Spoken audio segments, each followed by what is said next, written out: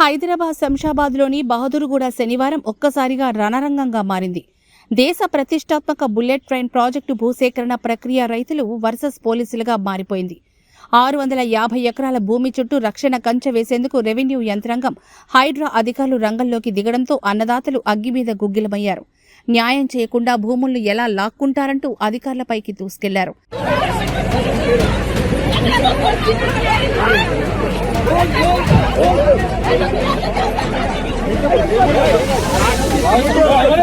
కొందరు రైతులు పోలీసులపై ఏకంగా కారం చెల్లి దాడికి దిగడం అక్కడ ఉద్రిక్తతను తారాస్థాయికి చేర్చింది.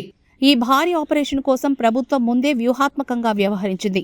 రైతుల నుంచి ఎదురయ్యే తిరుగుబాటును అణచివేయడానికి గ్రామాన్ని వందలాది మంది పోలీసులతో ముట్టడించింది. తమ ప్రాణాల కంటే మిన్నగా చూసుకునే భూములను కాపాడుకోవడానికి మహిళలు, రైతులు కంచె వేసే ప్రాంతానికి దూసుకొచ్చారు. ఈ క్రమంలో పోలీసులకు, రైతులకు మధ్య తీవ్రమైన తోపులాట జరిగింది.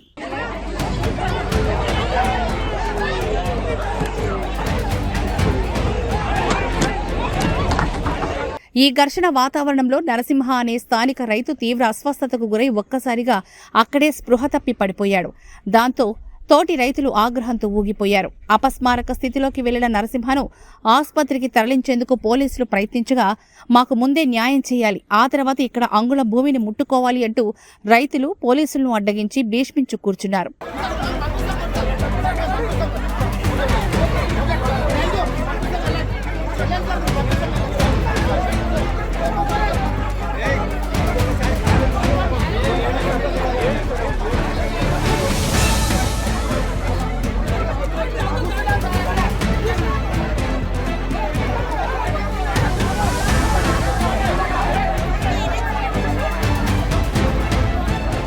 పరిస్థితి చేతులు దాటిపోతుండటంతో రాజేంద్రనగర్ డీసీపీ నారాయణ రెడ్డి, చేవెళ్ల డీసీపీ యోగేష్ గౌతమ్ స్వయంగా రంగంలోకి దిగి పరిస్థితిని సమీక్షించారు. రాజేంద్రనగర్ ఆర్డీఓ శ్రీధర్ ఆందోళన చేస్తున్న రైతులతో సుదీర్ఘంగా మాట్లాడి నచ్చజెప్పే ప్రయత్నం చేశారు. ఈ 650 ఎకరాలు పూర్తిగా ప్రభుత్వ భూమి అని, ఇది ఎప్పటికీ పట్టా భూమిగా మారదని ఆయన స్పష్టం చేశారు. ఇందులో దాదాపు 400 ఎకరాల భూమిని బయటి వ్యక్తులు అక్రమంగా అమ్ముకున్నారని, మొదట ఆ 400 ఎకరాల బయటవారి భూములను మాత్రమే తాము స్వాధీనం చేసుకుంటామని హామీ ఇచ్చారు. స్థానిక రైతులు సాగు చేసుకుంటున్న పంటలు పండించుకుంటున్నా మిగిలిన భూములకు ఎలాంటి నష్టం కలిగించబోమని ఆర్డీఓ ప్రకటించారు. అంతేకాకుండా ప్రభుత్వం చెప్పిన విధంగానే ఇక్కడే అనుకూలమైన ప్రదేశంలో 500 గజాల హెచ్ఎండిఏ లేఅవుట్ ప్లాట్లను రైతులకు కేటాయిస్తామని ప్రతి ఒక్కరూ సహకరించాలని కోరారు. మాకున్న సమాచారం మేరకు ఏంటంటే దాదాపుగా మా దగ్గర లిస్ట్ కూడా ఉంది. 400 పైన ఎకరాలు ఆల్రెడీ వేరే విలేజ్ల వాళ్ళకి అమ్మేసుకున్నది ఉన్నది. ఓకే, మేము ఫస్ట్ అక్కడి నుంచే బోర్డర్ వేసుకుంటూ సెక్యూర్ చేసుకుంటూ వస్తున్నాం. ఫస్ట్ ఇమీడియట్గా మీ యొక్క ఫీల్డ్లో మీ క్రాప్ ఉన్నా ఏం తరఫున ఇమీడియట్గా మేమేం డిస్టర్బ్ చేయట్లేదు. మేము సైడ్ ఫెన్సింగ్ వేసుకుంటూ వస్తున్నాం. ఫస్ట్ ఇది కూడా ఈ 450 ఎకరాల నుంచి ఏదవుతుందో దాని నుంచి వస్తున్నాం. అదే కాకుండా మీ విలేజర్స్ కూడా గవర్నమెంట్ అయితే ఆఫర్ చేసింది 500 గజాలు హెచ్ఎండిఏ లేఅవుట్ చేసి ఇస్తానని చెప్పింది. ఆ బాధ్యత మేము తీసుకుంటాం. మీకు అందరికి కూడా బాజాప్తా okay approved HMDA layout 500 square yards 500 గజాలు ప్రతి ఎకరానికి కూడా గవర్నమెంట్ ఇస్తుందని చెప్పింది. అది ఖచ్చితంగా ఇస్తుంది. ఆ లేఅవుట్ కోసం కూడా ఇదే ల్యాండ్లో ఒక కార్నర్కి ప్రపోజల్ పెట్టడం జరిగింది. దయచేసి వినండి,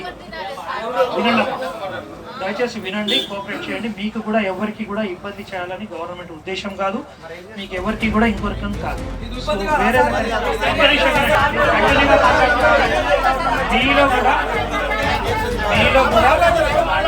కూడా ఇదే విషయాన్ని దాదాపు మనము ఒక రోజు ఐ థింక్ 10 days క్రితం అనుకుంటా దాదాపు 5 గంటలు శంషాబాద్ ఎంఆర్ఓ ఆఫీస్ల గురించి క్లియర్గా ప్రతి ఒక్కటి కాన్సెప్ట్ కూడా ఎక్స్ప్లెయిన్ చేయడం జరిగింది. అది తప్ప ఇంకా వేరే ఏమి ఉండదు.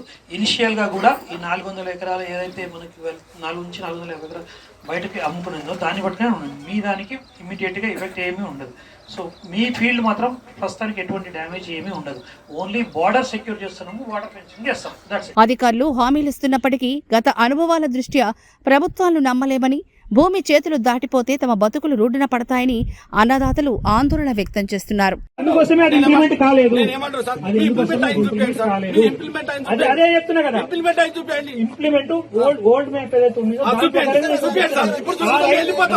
మరి బుల్లెట్ ట్రైన్ కోసం సాగుతున్న ఈ భూసేకరణ రగడ ఎటు దారి తీస్తుందో చూడాలి.